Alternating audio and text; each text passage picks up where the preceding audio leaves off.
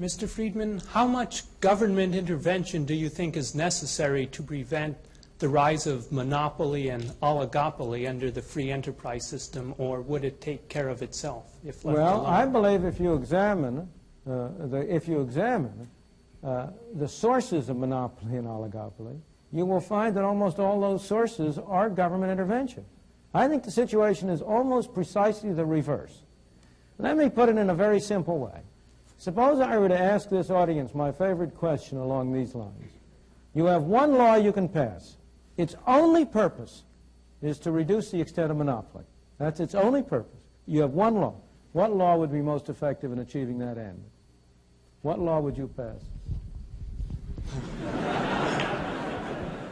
I don't mean any gimmicks. You know, it's not going to be something in which you can have a law with 4,000 different parts. I'm not asking a very complicated question. What would you do? Limit the size of the market that they could. Well, that's one proposal, the limit is proposal. But you will agree with me, I'm sure, immediately that mine is a much better one. And that's free trade. Eliminate all tariffs and all restrictions on foreign trade, and you enable the world to come in as competition to prevent domestic monopoly. Wouldn't that do a great deal more good in preventing monopoly than would a limit on the size of enterprises, with much less restriction in human freedom? Now, if you ask yourself, where do monopolies come from? In the United States, the most important and the strongest monopolies are unquestionably those that derive from governmental privilege. The monopoly of a TV license, granted by the government at a zero price. That's a source of monopoly privilege. It also has been a source of wealth for some notable Americans. The grant of a tariff protection.